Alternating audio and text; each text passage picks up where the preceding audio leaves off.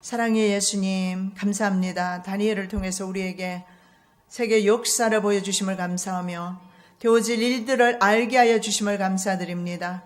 아버지 하나님, 이 시대를 분별하는 지혜를 저희들에게 주셔서 먹고 마시는 세상 일에 취하지 않게 도와주시고 다시 오실 예수 그리스도를 믿음으로 신앙으로 준비하는 저희들 되게 하여 주시옵소서. 오늘도 성령 하나님께서 친히 말씀 증거해 주시고 이 시대를 분별하며 때를 가늠하며 다시 오실 주님을 예비하며 준비하는 저희들 되게 하여 주시옵소서. 거룩하신 예수 그리스도 이름으로 기도드립니다. 아멘.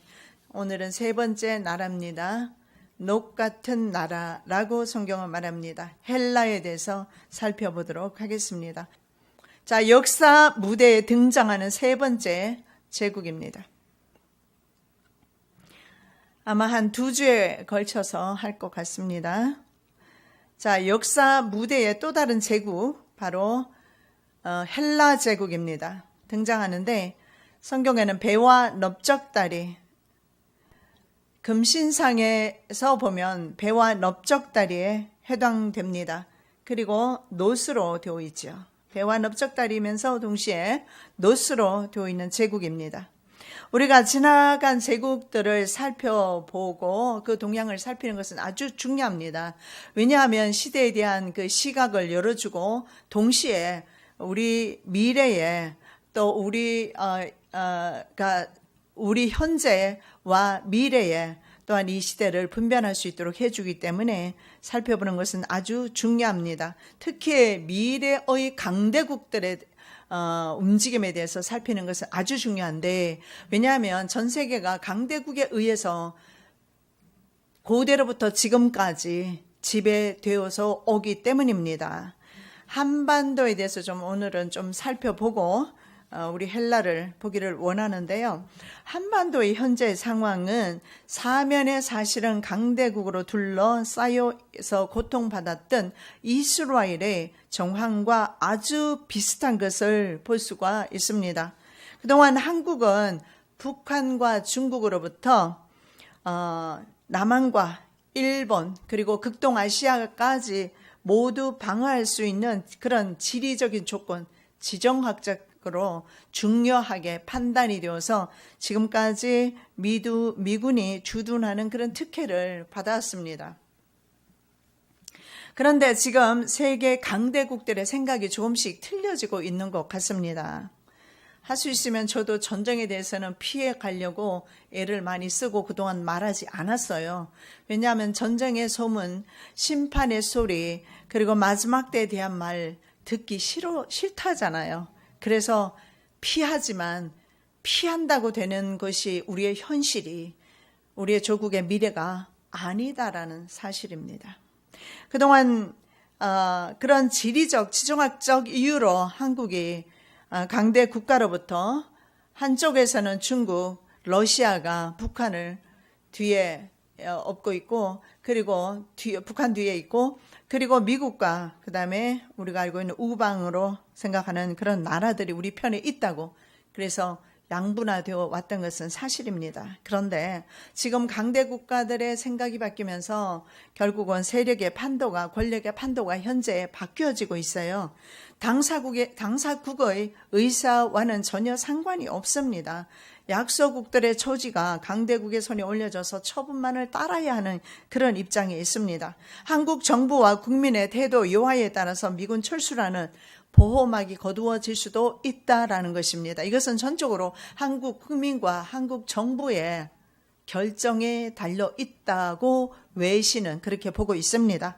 하나님께서 하나님의 포도원인 이스라엘을 직접 헐어버리기로 생각하십니다. 그래서 울타리를 하나님의 포도원인 이스라엘의 울타리를 거두어 들이셨는데 그것은 바로 하나님이 하신 겁니다. 이건 강대 국가들이 결정하는 문제지만 사실은 강대국이 아니라 바로 하나님께서 그 일을 직접적으로 하신다는 겁니다. 그래서 이스라엘을 하나님께서 울타리를 거두시고 직접 외국에, 대적에게 하나님께서 이스라엘을 팔았습니다.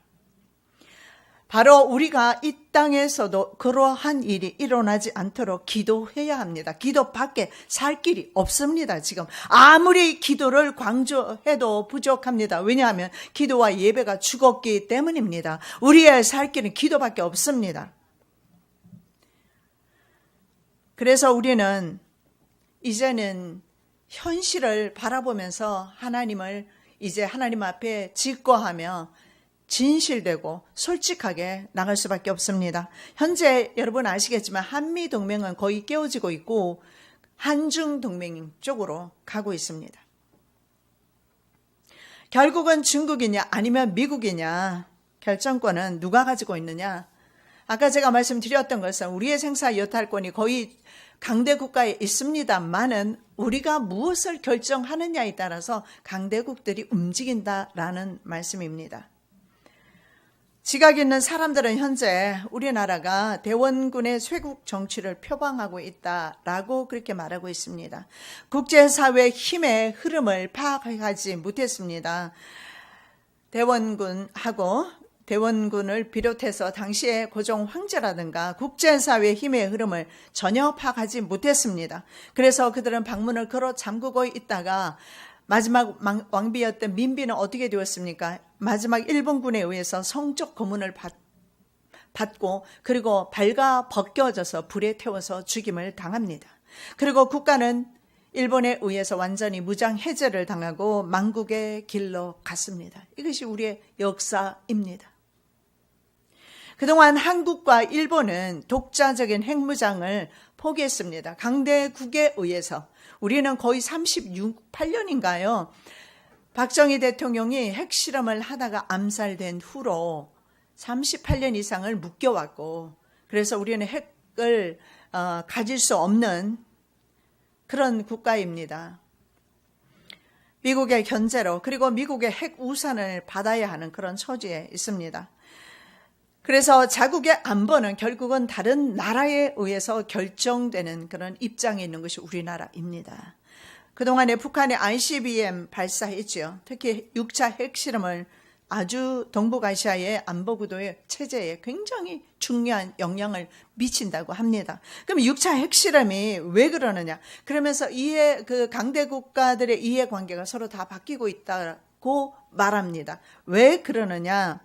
이 6차 핵실험은 바로 수소탄인데 EMP 수소탄입니다.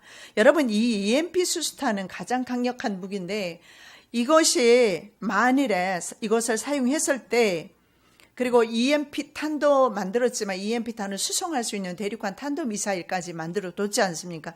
대륙간 탄도미사일은 말씀 그대로 대륙을 오고 갈 수 있는 미사일입니다. 그러면 미국의 본토에까지도 이것은 영향을 줄 수도 있고 계속 개발한다면 본토까지도 EMP 수소탄을 가지고 얼마든지 미국 본토를 공격할 수 있습니다. 그래서 지금 무슨 말이냐면 미국은 위기를 느끼고 있다라는 겁니다. 그러면 미국은 자국을 위한 결정을 할 수밖에 없습니다.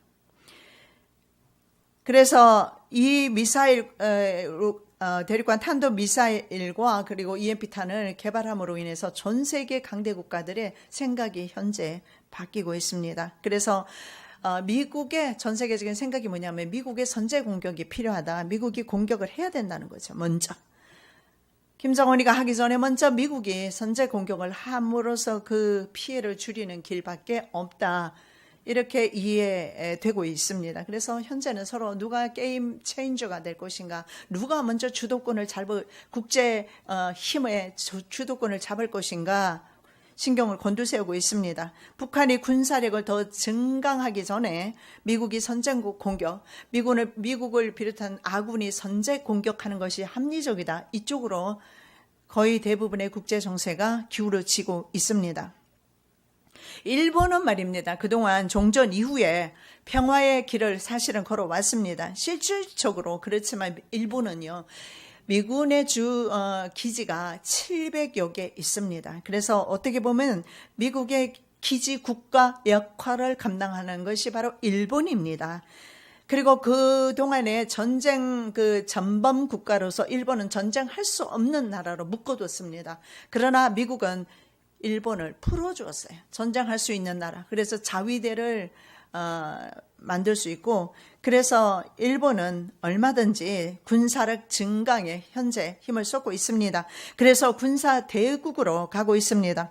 중국과 영토 분쟁이 본격화되면서 동아시아 국제 정세는요, 당시에 태평양 전쟁이 일어났던 20세기 초반과 비슷하다고 전략가들은 그렇게 보고 있어요. 무슨 말이냐면 그 당시에 태평양 전쟁이 일어났던, 우리 한국 전쟁을 포함한 태평양 전쟁이 일어났던 그 정세와 지금 현재 비슷하게 국제 정세가 가고 있다라는 것입니다.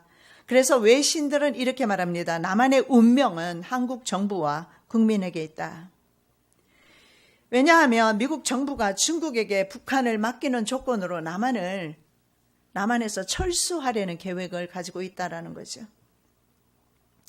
그런데 계속해서 남한에서 미국을 반대하는 시위를 하고, 일본 같은 경우에 트럼프 방문했을 때, 미국 대통령 방문했을 때 전폭적으로 지지를 했는데 우리나라에는 반대 집회도 했어요.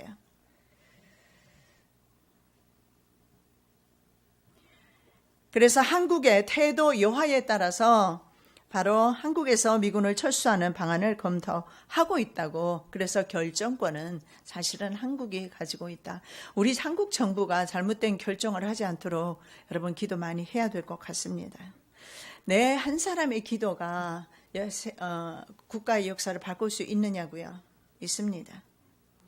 내 한 사람의 기도와 내 한 사람의 복음 선포를 통해서 12만 5천 명이 니느웨 성이 회개하고 구원받았던 사실을 기억하시기 바랍니다. 트럼프 대통령의 선거 참모였습니다. 선임 고문이고 지금도 3, 4일에 한 번씩 통화하면서 정치 자문을 받는 사람이 있어요. 그 사람이 바로 스티브 배넌이라는 사람인데, 스티브 배넌은 작년 9월에 중국의 시진핑의 오른팔인 왕치산을 만났다고 합니다. 그리고 헨리 키신저 전 국무장관도 만났습니다. 헨리 키신저 국무장관을 트럼프도 만났어요. 헨리 키신저는 아시겠지만 군사 전략가입니다. 이 사람은 국제통입니다. 그래서 대통령도 이 사람을 만나고, 그리고 바로 스티브 배넌이라는 사람도 헨리 키신저도 만나고 왕치산도 만나고, 그래서 외신들은 이렇게 말합니다. 그들이 과연 무슨 의논을 했을까? 북한 문제를 중국이 처리해 주는 조건으로 북한을 중국이 맞는 거죠. 그렇게 하는 조건으로 미국이 남한에서 철수하는 방안을 내놓았을 것이라고 이렇게 말합니다. 그래서 트럼프 대통령은 북한 제재 방안이 그렇게 항상 큰 소리 치고 있는데 자신의 테이블 위에 있다고 말이 왔는데 결정된 것으로 그렇게 지금은 뉴스에 나오고 있습니다.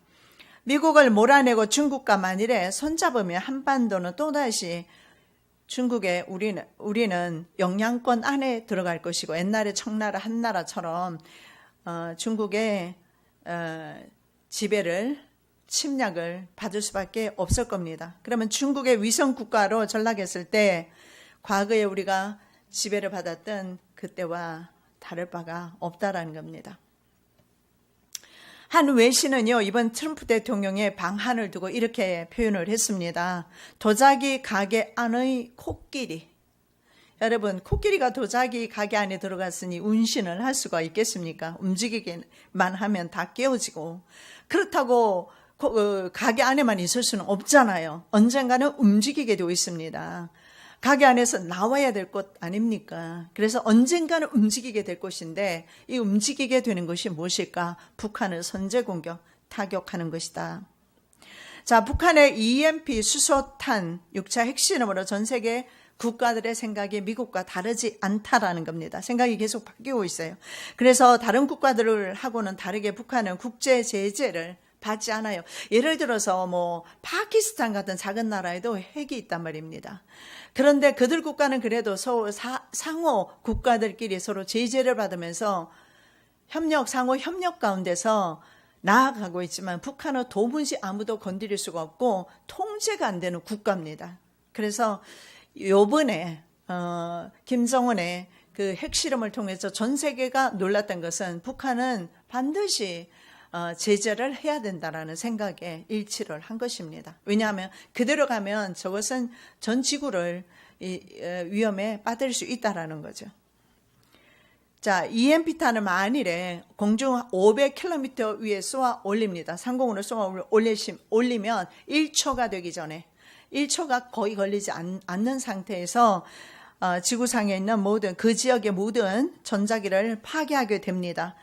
그것이 EMP탄을 쏘게 되면 날아가던 비행기가 떨어집니다. 왜냐하면 비행기 차, 몰든 차도 다 스탑합니다. 왜냐하면 모든 것이 있잖아요. 위성을 통해서 컴퓨터를 통해서 움직이는 것으로 되어 있어요. 그래서 차는 보니까 1974년 이전에 수동으로 운전하는 거 있잖아요. 그것 외에는요, 차도 운행이 안 됩니다. 그래서 우리가 사용하고 있는 전기라든가 모든 전자기품들은요, 다 이제 다 작동이 중지됩니다. 그래서 EMP탄은 굉장히 무서운 것입니다.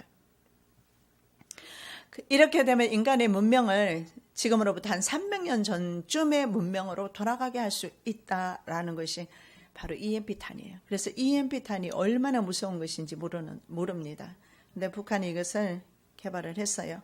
자, 수소탄은 미터 지진계 강도가 7점 이상 지진을 유발한다고 합니다. 그것이 바로 6차 풍계리 핵실험입니다. 그런데 보통은 지진의 7.0 이상 지진을 동반합니다. 그래서 북한에서 갱도가 무너지고 하는 지진이 일어나고 하는 일들이 일어났어요. 그런데 이들은 이란의 도움을 받으면서 6차 핵실험, 수소탄 실험을 했습니다. 그런데 그 실험은 6.3이었어요, 강도가. 지금 한반도의 지각이 핵실험으로 바뀌어지고 있습니다. 여러분, 경주에 이어서 포항 지진이 났습니다. 신문에서, 뉴스에서 많은 전문가들은 그렇게 말합니다. 한반도가 지진의 안전지대가 아니다라고 그렇게 말합니다. 왜냐하면 동해안 쪽으로 왜 이렇게 경주와 포항 쪽이 지금 무너지고 있느냐? 지층이 그쪽이 좀 약하다고 합니다. 특히 포항은 충족층으로 되어 있어서 지반이 약하다고 그래요. 그래서 무너지고 있다고 합니다. 그래서 그런 영향도 받고, 그 다음에 불의 고리라는 그 말하자면 지진이 일어나는 그 지형이 있어요. 우리가 지금 한번 그림을 보시겠는데, 붉은색으로 주황색으로 되어 있는 부분이 지진 고리입니다. 우리가 바로 지금 6번쯤에 보면 우리나라가 있죠. 저기에 우리가 동해안 쪽이 바로 불의 고리에 속합니다. 그래서 왜냐하면 이번에 그 지진이 말입니다. 그 이게 왜 그러냐면은 환태평양 조산대 영향으로 대부분이 보는데요. 왜냐하면 그 불의 고리 지진 후에 다른 곳에서 지진이 났어요. 저 불의 고리 지진 후에 우리나라에도 지진이 나고 있기 때문에 그랬습니다. 그래서 여기에 포함되는 나라들 있죠. 필리핀도 있고요. 인도, 그리고 에콰도르, 뉴질랜드, 미국 알래스카, 일본, 한국까지 다 포함이 되는 불의 고리라고 합니다. 그래서 불의 고리 지역에서 지진이 난 후에 우리나라가 동시다발적으로 났기 때문에 그 영향으로, 그래서 우리나라가 그 영향권 안에 있다라고 그렇게 말하고 있습니다. 다른 그림을 한번 보겠습니다. 자, 북한 풍계리 수소탄 실험으로 지진이 나면서 그 지진이 어떻게 남한까지 오는지 한번 보겠습니다. 자, 수소탄 실험으로 지진 발생 48초 만에 경주 지진 진앙지에 도달합니다. 48초. 서울까지는 1분 4초, 제주도는 2분 만에 도달합니다. 우리를 한반도라고 합니다. 반도로 되어 있어요. 그렇기 때문에 풍계리에서 핵실험을 하게 되면 남한도 영향권 안에 들지 않을 수가 없다라는 겁니다. 같은 지각판 위에 있지 않습니까? 그래서 지금 작은 땅덩어리가 지진을 하게 되면 핵실험을 하게 되면 지진이 나게 되고, 그 지진의 여파로 남한까지도 지진이 일어날 수밖에 없다라는 것을 볼 수가 있어요. 그래서 불의 고리의 영향이든 아니면 수소탄 실험의 영향이든 중요한 것은 우리 한반도가 지진으로부터 안전지대가 아니라고 지금 전문가들이 그렇게 말하고 있어요. 그리고 그들은 동시에 전 세계가 바로 지진으로부터 자유롭지를 못하다고 그렇게 말하고 있습니다. 전 세계의 지각이 많이 움직이고 있는 거죠. 여러분, 이것을 보면서 우리는 느끼는 바가 있습니다. 바로 예수님이 하셨던 말씀이에요. 마지막 때 초초에 뭐가 있습니까? 전쟁과 기근이, 지진이 일어난다고 성경에서 말씀하고 있기 때문에 그렇습니다. 우리는 다른 나라에서 지진이 일어날 때 우리나라 것이 아닌 걸로 생각했고 우리나라는 안전지대라고 생각했지만 북한의 핵실험과 그 영향이 없을 수는 없습니다. 한번 생각을 해보십시오. 너무나 그 힘이 보통 그 핵실험의 그 힘이 보통 힘이 아니지 않습니까? 그러니까 지각이 움직일 수밖에 없어요. 땅덩어리는 작은데 영향을 남한도 안 받을 수는 없을 겁니다. 그리고 불의 고리의 영향도 있고 어쨌든 우리나라는 지진 안전지대가 아니다. 그리고 전 세계적으로 마찬가지로 지진이 급증하고 있는 건 사실입니다. 전에 한번 보셨지만 지진이요 2000년대 지나서부터 갑자기 상승 그래프를 그리고 있어요. 처음에는 완만하게 이렇게 왔는데 완전하게 상승 곡선을 그리고 있는데 왜일까요?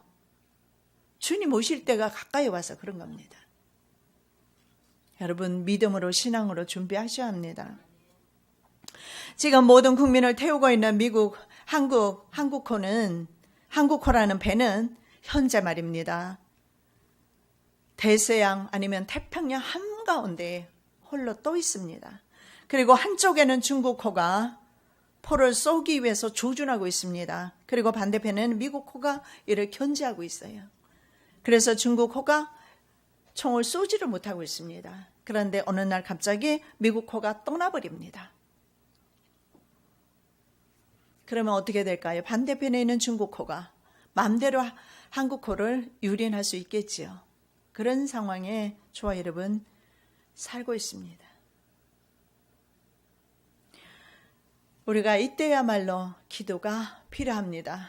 건성으로 하는 기도 말고요. 전심으로 내 나라에 내 조국에 평화가 없으면 전쟁이 나면 내게도 평안이 없는 것입니다. 나의 안정된 삶을 위해서 기도해야 합니다. 성경에 그렇게 말씀하고 있기 때문입니다. 심지어는 악한 위정자들을 위해서도 기도를 해야 합니다. 그러나 실제로 우리 한국호 뒤에 있는 배는 미국호가 아닙니다. 미국호가 아니라 미국 배가 아니라 사실은 한국 뒤에는 누가 계십니까? 하나님이 계셔요. 그 하나님이 계셨기 때문에 북한의 위협 속에도 지금까지 안전했습니다. 사실입니다. 하나님의 그것은 보호의 손길입니다. 그것은 한국 성도들의 기도가 있었기 때문입니다. 그런데 이제는 기도가 변질되기 시작했고 기도가 식어버리고 기도가 형식적이 되었고 기도가 이기적인 기도로 변하고 그래서 기도가 끊어지고 예배가 무너지고 제단이 무너지고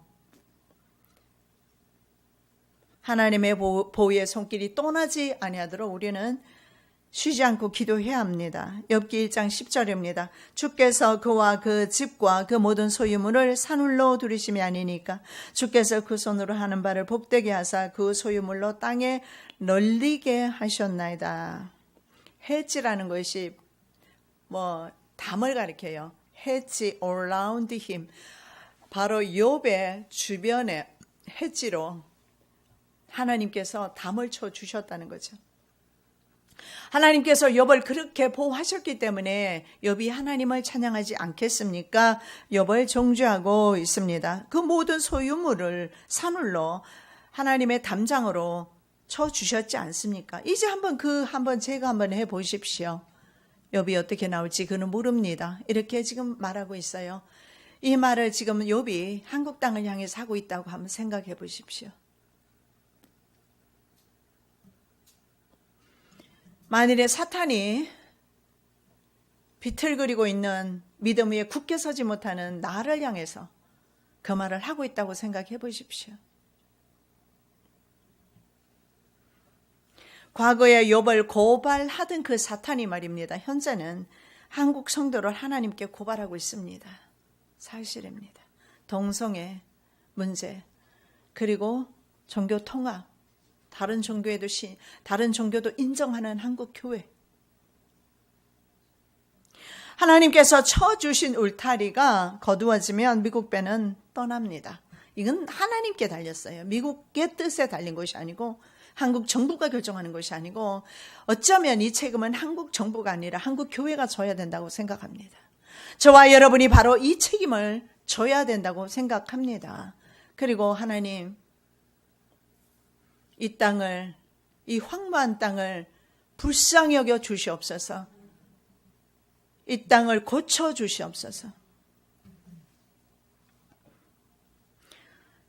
미국이 본토에서 아주 동떨어진 한반도입니다. 동맹 관계에 있었던 것은 전적인 하나님의 뜻이었어요. 물론 이승만 대통령의 공이었어요. 이승만 대통령 국제사회에서 애걸복걸 하면서 미군이 철수하지 못하도록 부탁했던 사람이에요. 참 위대한 대통령이고 국가를 생각했던 사람인데 후손들이 매도를 많이 좀 했죠. 어쨌든 이 나라에 미군이 주둔하게 된 것은요, 이승만 대통령의 덕분입니다. 이것은 제가 TV를 통해서 세상 사람들이 말하는 것을 보고 알았어요. 저도. 그가 국제사회에서 얼마나 한국에는 반드시 당신네들이 보호해 줘야 합니다. 이승만 대통령은 생각해 봤습니다. 가까이 있는 중국은 유린합니다. 일본도 마찬가지입니다. 우리 국토로 유린합니다. 그러나 미국은 그렇지 않아요. 유린할 이유가 없어요. 멀리 있고 강대 국가이고 세계 최강이고, 그래서 한국의 명맥을 유지할 수 있는 것은 미국뿐이다 생각했던 겁니다. 그래서 그분은 바로 미국의 바지를 잡았습니다. 떠나지 못하도록. 전쟁 후에 도와주러 왔던 미군이 떠나지 못하도록. 그때부터 미군이 지금까지 주둔하고 있었는데 지금 떠나려 하고 있다는 거죠. 이것은 하나님의 보호의 손이 떠나려 하고 있다는 사실을 믿으셔야 합니다. 사탄이 더 이상 한국을 고발하지 못하도록, 한국 교회를 고발하지 못하도록 우리는 주님께 기도해야 합니다. 그리고 설령 이러한 일이 일어난다 할지라도 우리는 욥처럼 믿음 지켜야 합니다. 정말 돌이키지 아니하면 일어날 것입니다. 지금 유튜브를 보면요, 하나님께서 북한을 징계한다고, 그리고 평화 통일한다고 그런 예언을 하는 많은 사람들을 봅니다. 여러분 속지 않으시기 바랍니다. 저는 개인적으로 하나님께서 전쟁을 피할 수 있겠느냐.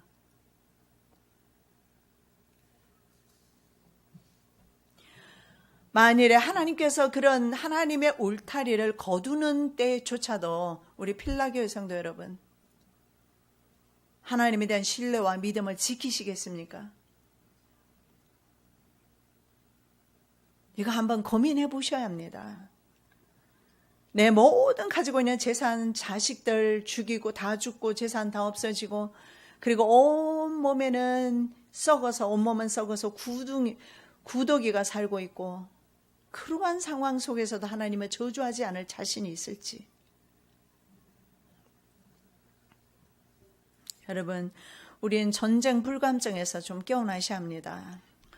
외신들 뉴스를 보면서 느끼는 것은, 왜 이렇게 한국 사람들은 정작 두려워하고 방비하고 껴모 있어야 할 한국 사람들은 그렇게 평안한지 생각하지 않는지 모르겠다고 그렇게 말합니다. 정작의 당사국인데 이것은 전쟁 불감증이고 안전 불감증입니다. 페르시아 왕 고레스를 통해서 유대인들을 고국으로 돌려보내신 것처럼 기도하는 민족 한국을 위해서 미국을 그동안 사용해 오셨습니다. 하나님께서 손을 거둘지 아니하도록 저와 여러분 기도할 것입니다.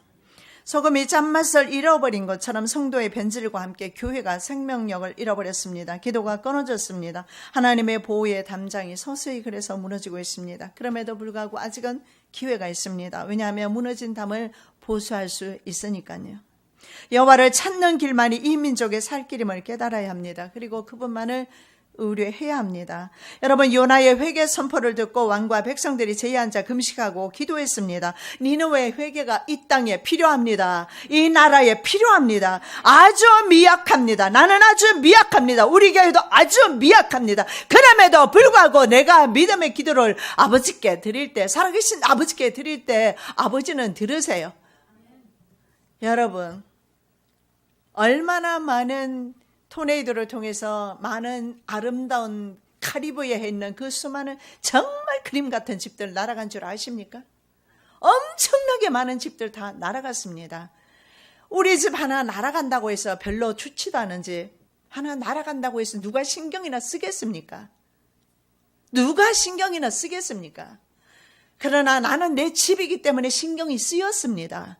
하나님께 기도했습니다. 보잘것없는 작은 집이지만 내 집이기 때문에, 내가 살던 곳이기 때문에, 그럼에도 불구하고 하나님은 그 집을 보호하고 계셨던 것을 저는 이번에 그 은혜를 깨닫고 얼마나 감사한지. 그렇구나, 하나님은 작은 신음소리에 응답하시는구나.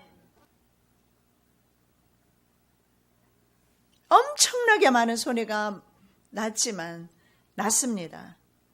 그런데 하나님께서 약속하신 대로 내가 자연재해로부터 너희의 집은 털끝 하나도 건드리지 않게 하겠다. 우리 딸이 가서 지금 보았지 않습니까? 집은 그대로 보존되고 있습니다. 다람쥐 때문에 차가 문제가 발생해서 그렇지. 그리고 창고는요, 나무는 걷어냈다고 하더라고요. 옆집에 미국인이 오셔서 그분이 자기 전기톱으로 다 도와주고 해서 둘이서 장전사랑해서 지붕 위에 있는, 여러분 보신 거 그 지붕 위에 있는 나무 있잖아요. 그거 다 잘라냈답니다. 이제 땡스기빙이라 저희 아들도 올 터인데 오면 자녀들이 또 힘을 합쳐서 지붕 다시 올리고 벽 올리고, 그건 얼마 돈이 들지 않아요. 그러나 내 집이 무너졌다면, 내가 무너졌을 그 순간에 나는 이 곳을 떠나야 했을 겁니다. 사역도 떠나야 했을 겁니다. 어쩌면 하나님은요, 내 형편과 처지를 하나님께서 더 잘 아세요. 우리 이 민족의 처지와 형편을 하나님이 더 잘 아세요. 이 땅 위에 어린 자녀들과 이 땅 위에 착한 백성들 얼마나 많이 있습니까? 예수 안 믿는 사람 중에도 착한 사람들 더 많이 있습니다. 그런데 그들을 하나님께서 저 적국에 넘겨주려 하신다면 회개해야 되지 않겠습니까?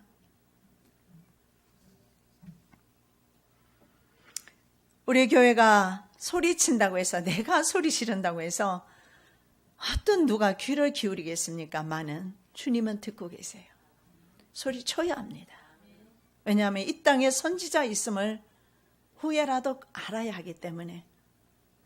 그들은 패역한 족속이라 듣든지 아니 듣든지 그들 가운데 선지자 있은 줄은 알지니라. 에스겔이 외쳤어요. 듣거나 말거나. 그들은 물론 안 들었죠.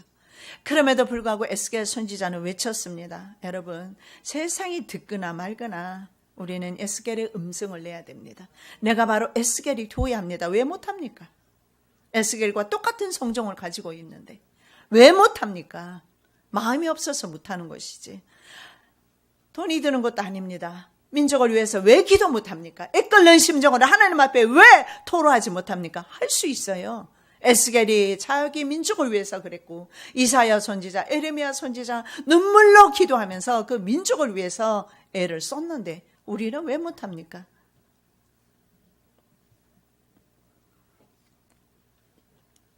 하나님의 훗날에, 그래야 하나님의 심판대 앞에 섰을 때 핑계하지 못합니다. 그들이 나 그 소리 듣지 못했어요. 그들이 핑계하지를 못해요. 우리는 주님의 음성, 에스겔의 음성을 내야 합니다. 회개하라고, 돌이키라고, 기도하자고, 금식하자고 해야 합니다. 듣든지 아니 듣든지.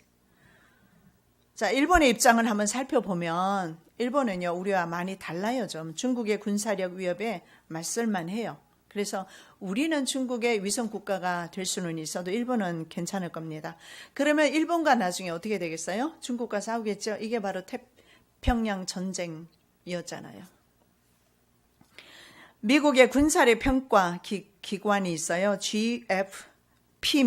2016년 세계 군사력 순위에서 일본이 바로 7위라고 발표했습니다. 세계에서 7번째.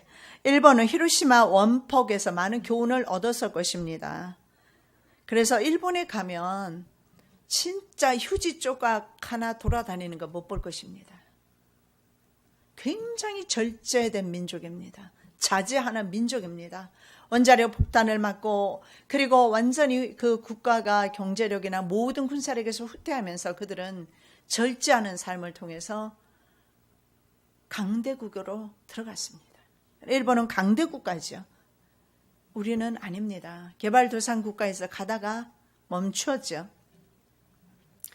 자, 그래서 일본은 히로시마 원폭에서 교훈을 얻고 그리고 경제를 부강시키고 일본 사람들은 저축을 굉장히 많이 하는 것 같아요. 쓰는 것보다 근검절약을 하는데 우리나라는 보면 차가 지금 넘쳐나잖아요. 집도 좋은 집 많잖아요. 대부분이 보면 은행 빚으로 다 사는 겁니다. 자동차도 은행 것이고 집도 은행 것이고 서너 달만 갚지 않으면 은행에서 가져가는 겁니다. 그런데 일본에서 내가 느꼈던 것은 뭐냐면 그들은 자동차 그라지가 없으면 차고가 없으면 자동차를 살 수가 없어요. 그러니까 자동차가 많지 않아요. 그래서 그들은요 자전거가 많이 발달이 되었어요. 자전거는 별로 돈이 들지 않아요. 기름이나 돈이 안 들어요. 그래서 일본 사람들은 얼마나 근검절약하는지 몰라요. 그래서 자전거를 개발을 했는데 자전거에 양산도 있고 자전거에 보면 장바구니도 있고 없는 게 없이 다 장착이 되어 있더라고.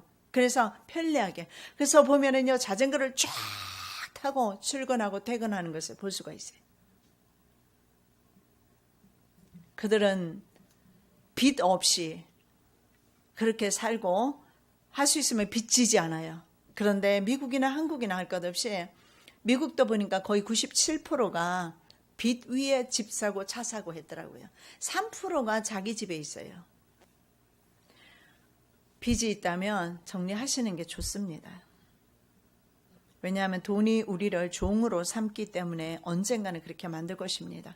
그래서 그 돈 때문에 어쩌면 내 생명까지도 위협에 처할 수도 있기 때문에 그렇습니다. 그래서 일본은 자위대 활동을 지금 확대시키고 있습니다. 그리고 최첨단 무기를 만들고 있고 자체 수입하고 있고 자체 개발도 하고 있습니다. 최첨단 이지스 함이 10대나 되고 구축함도 20대. 그래서 해상 전력은 현재 중국보다 앞서고 있어요.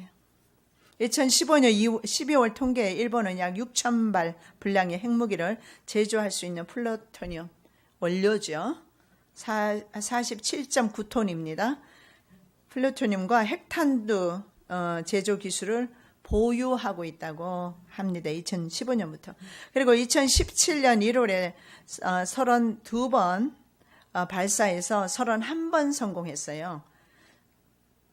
성공률이 96.9%입니다.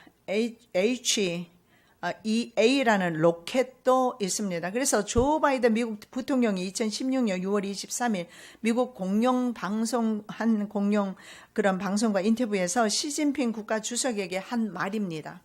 일본이 내일이라도 핵을 보유하면 어떻게 할 것이냐 이렇게 시진핑에게 물었어요. 그들은 하루 만에 핵을 만들 능력이 있다. 이것이 바로 미국의 부통령이 했던 조 바이든 부통령이 했던 말입니다.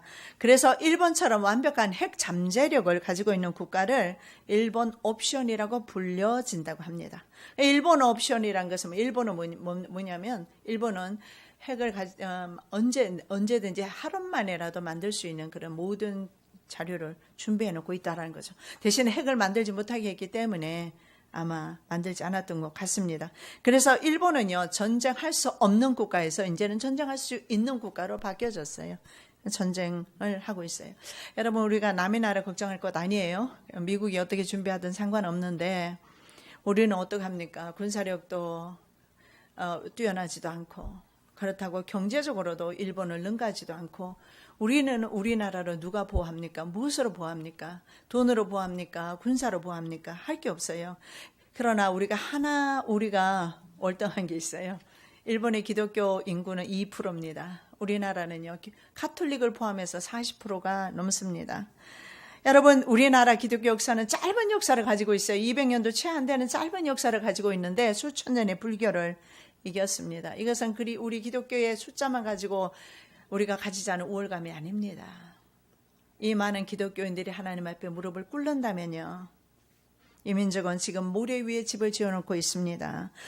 전부 빌린 돈 가지고 차 사고 집 사고 모래 위에 집을 지어놨어요. 우리 한국 정부도 마찬가지입니다. 그래서 우리 한국 국민의 부채가 엄청난 기하급수적으로 해마다 늘어나고 있습니다.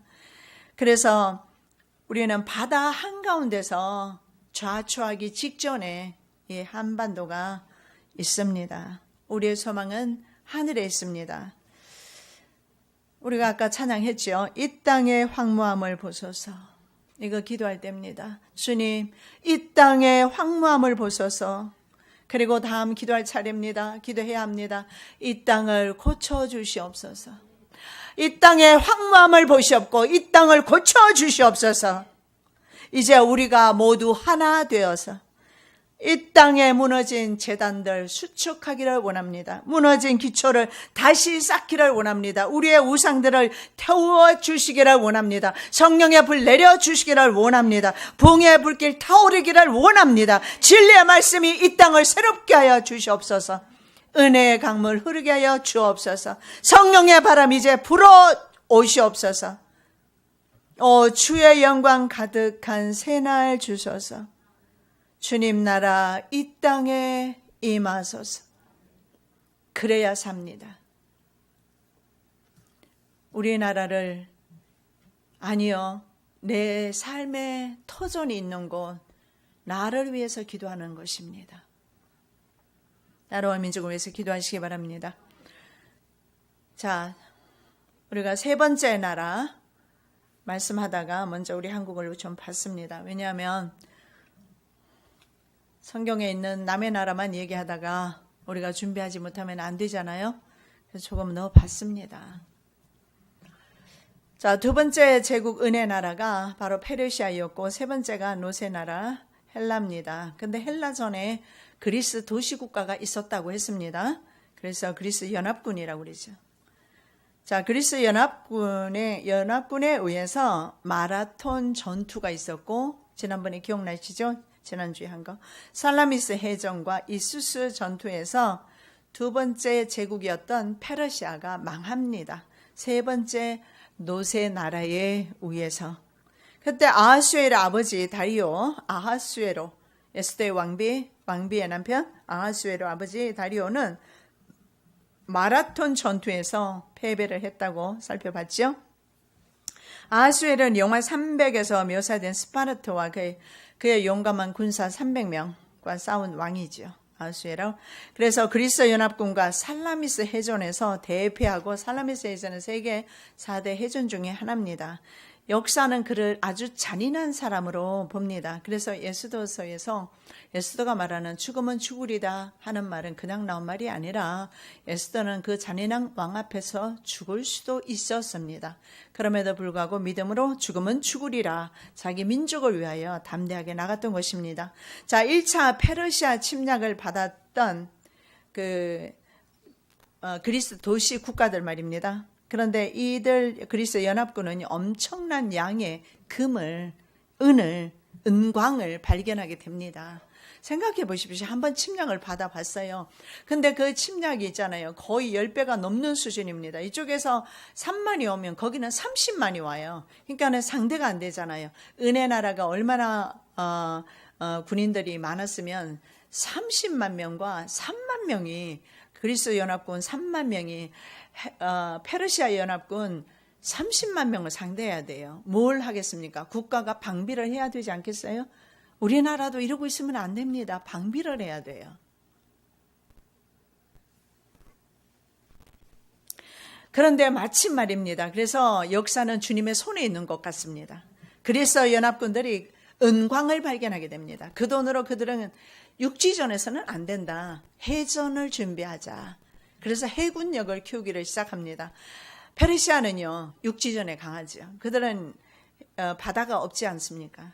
그래서 육지에서의 전쟁 대신에 해전을 치르는데 배를 380척이나 건조했어요. 그래서 연합군은 아하수에로의 그 배가 600에서 800척이라고 합니다. 이 중에서 있잖아요. 이미 400척이 손실을 봤습니다. 그러면 800척으로 계산했을 때 1200척이 왔다라는 거죠. 400척은 왜 파손이 되었느냐면 배들끼리 서로 묶어놨어요. 묶어서 그 위에다가 도로를 만들어서 그리고 병참기들을 운반하고 막 그렇게 배들을 묶어놨던 거예요. 그런데 대풍이 와서 묶여 있었으니까 차라리 안 묶여 있으면 안 부셔지는데 묶여 있는 바람에 400척이나 부셔졌어요. 그래서 한 800척 되는데 600에서 800 되는데 380척으로 건조해서 바로 그 스파르타가 앞에서 막아줄 때 준비를 해서 나중에 아하수에로 군대 30만과 살라미스 해전에서 전쟁을 해서 승리를 합니다. 이걸 보면서 세계 4대 대전 가운데 살라미스 해전이 있는데 이순신 장군의 명랑해전, 우리나라가 강대 국가였으면 아마 거기 들어갔을 거예요. 4대 해전으로. 이순신의 명랑해전도 바로 똑같아요. 상대 그 바닷길 물길을 모르는 일본군을 그 울들목으로 끌어들여가서 거기서 좌초하게 만들고 그렇게 했잖아요. 마찬가지예요. 살라미스 해전에도 그렇게 해서 그리스 연합군이 싸움을 합니다. 그리스 연합군이 이긴 것은 하나님의 뜻이었어요. 왜냐하면 다니엘을 통해서 다음 국가를 말씀하고 있기 때문에 그래요. 자, 페르시아의 마지막 전쟁이 바로 이수스 전투인데 이 이수스 전투는요, 누구와 하느냐면 이제는요, 그때는 이미 헬라에서 알렉산더 대제가 나타납니다. 알렉산더 대제는 누구냐 하면 마게도냐 사람이고 그리스 사람은 엄밀하게 하면은 아닙니다. 아버지가 바로 마게도냐 필립토스 왕이었어요. 그 아버지가 때부터 이제 시작되는데요. 이제 좀 살펴보면 잠깐만 좀 살펴보겠습니다.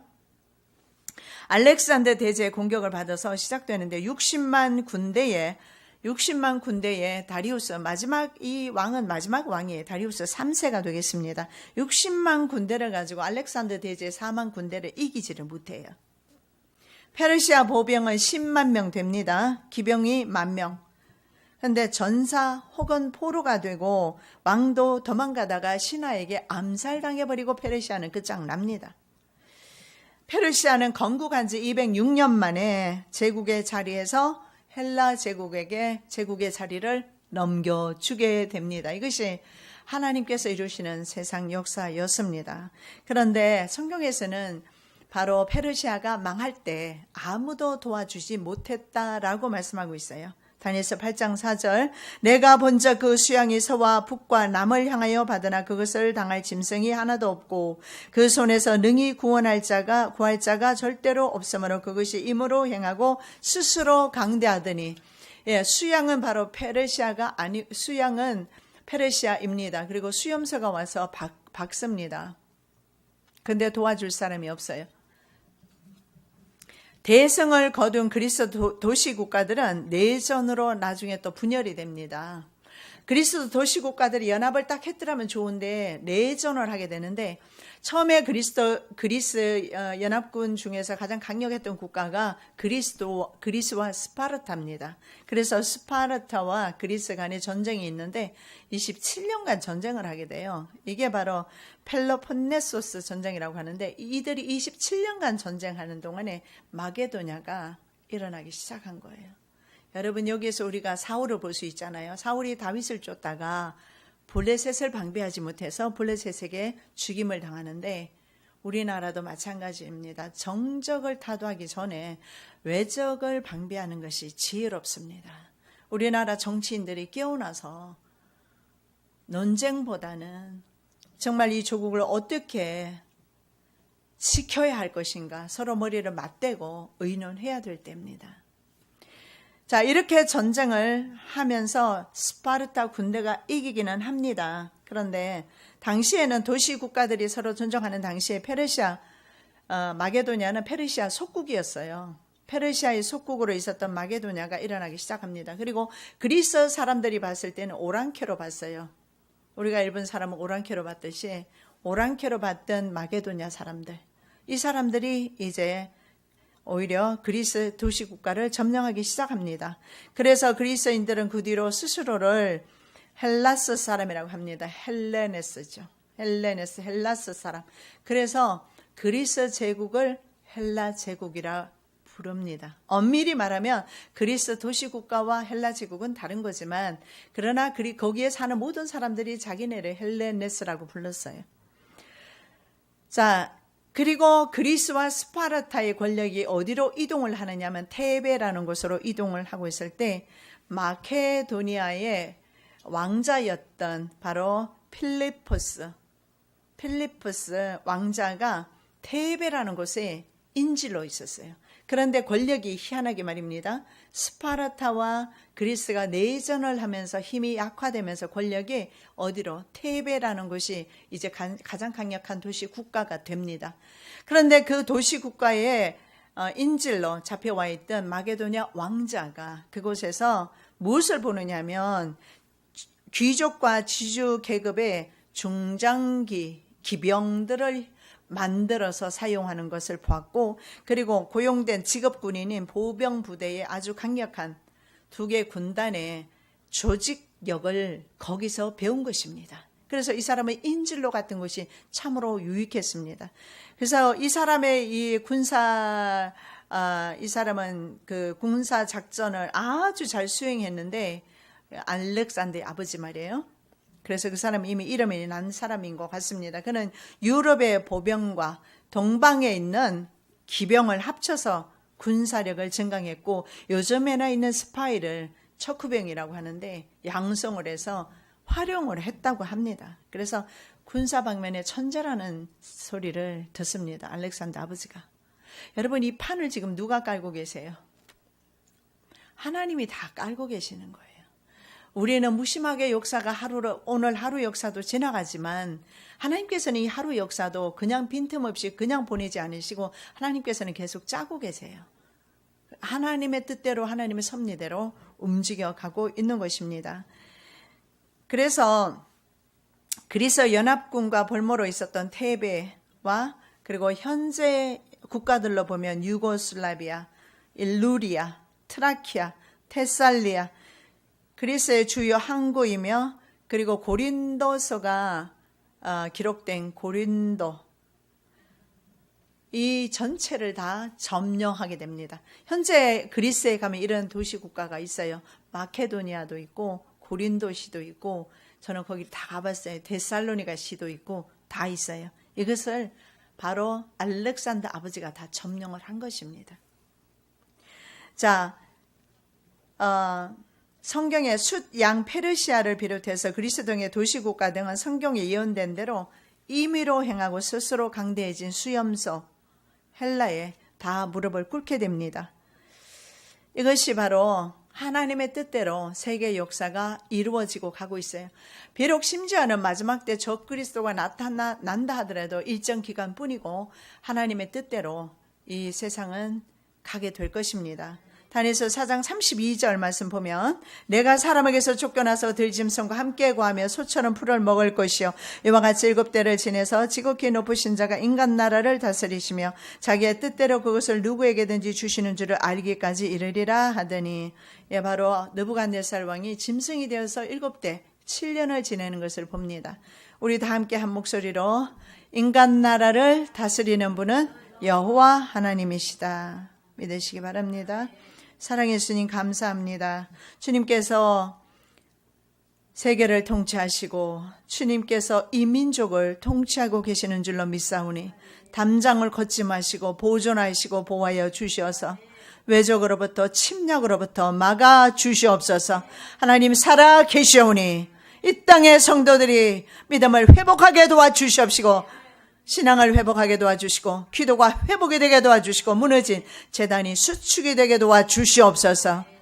하나님께 기도하는 백성들 되게 하여 주시옵소서. 거룩하신 예수 그리스도 이름으로 기도드립니다. 아멘.